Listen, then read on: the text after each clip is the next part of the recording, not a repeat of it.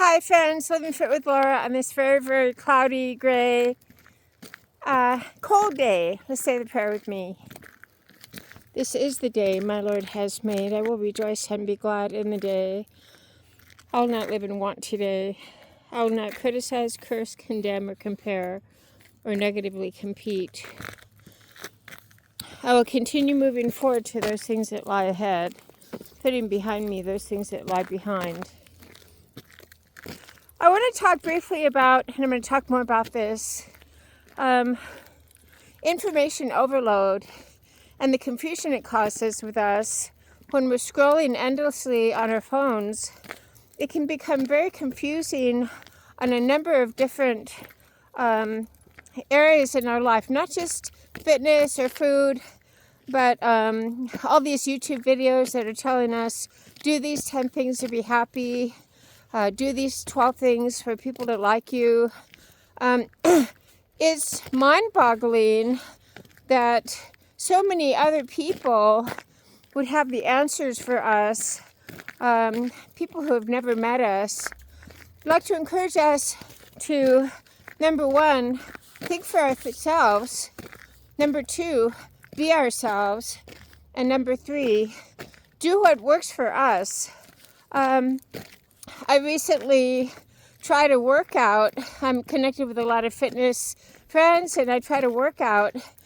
Now listen, we don't want to injure ourselves. We don't want to hate the workout to the point where we don't want to work out anymore. We don't want to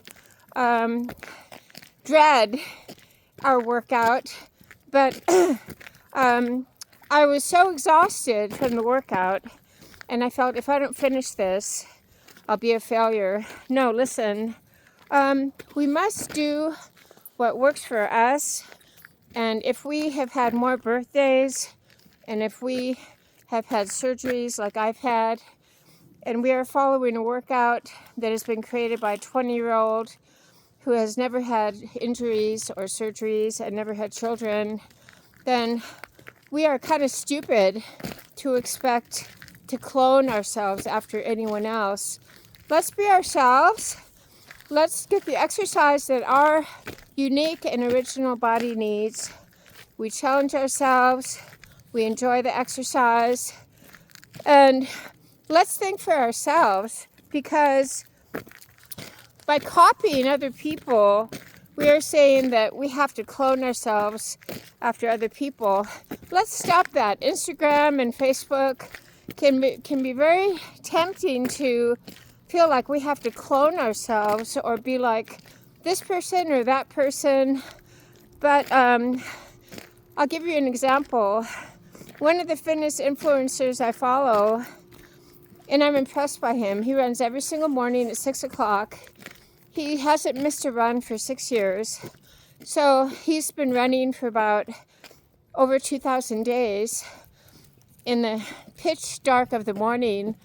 Listen, I used to do that. I used to take my dog for a run for a couple miles at 4:30 in the morning. In the dark, I would wear a headlamp, and then I would get home and I would shower and I would drive 45 minutes to work, and then I would be on my feet for 10 hours. But the fact of the matter is, that was then and this is now. I've had a number of medical surgeries. I've had a few more birthdays, and because of the vision loss I have 95% vision loss in my right eye. I don't want to run at 4:30 in the morning in the pitch dark anymore. It doesn't work for me anymore. So we adapt, we adjust, and we accept our limitations due to injuries, surgeries, or birthdays, and we stop forcing ourselves to try to copy or clone another person's exercise program. Of course, we are motivated and we are inspired by other people, and we can get tips and examples of workouts. I often post many other people's exercises, and we try those exercises, we benefit from those. But the thing is, we don't copy or clone ourselves or force ourselves to be like anyone else. We are all uniquely and beautifully and wonderfully made. We must listen to our bodies, and we must decide to adapt, accept, and adjust to our illnesses, injuries, limitations, and the number of birthdays we've had. Hold on. So on this beautiful day, we adapt, adjust, and accept to our unique abilities. We challenge ourselves. The other thing I want to say is exercising every single day, even when you're sick. This person is adamant to get up and run even when he is sick, even when he's on no sleep. Now, he's in his 20s. When I was in my 20s, I used to do crazy things like go to 10,000-yard workouts. I was on the swim team. When you're in your 20s, you think you're invincible and you think you're never going to get injured, you're never going to get old. You look at other people who are old and you think that's never going to happen. Listen, we are all aging at the same rate. So I personally am reluctant to, I fear for other people who will follow this example. I personally do not exercise when I'm sick. I do not exercise on no sleep. We don't want to burn out. Our bodies will tell us when we need to rest. Our bodies will tell us when we need to have a day off. You can plan out your week for exercise, and then you can realize that your body is exhausted and needs to sleep, needs to have a day off. So we are not so legalistic about our exercise that we push ourselves to the point of misery or to the point of burnout. We do not push ourselves to the point of burnout. We do not push ourselves to the point of misery. Exercise is something that we enjoy. Exercise is something that we do consistently. It is a lifestyle. It is not one size fits all. It is not a means to an end. It is part of the way we live. So, daily exercise. Let's choose something we enjoy, number one. Number two, let's exercise within our abilities and then challenge ourselves outside of our mental limitations. By that, I'm saying many of our limitations are mental. If we are overweight, then we think we cannot get ourselves in shape. We can all get ourselves in shape within the limitations that we have. We can all get ourselves in shape by doing an exercise that we enjoy. Consistent exercise is key, and consistent exercise, something that we enjoy. The food part is hugely important.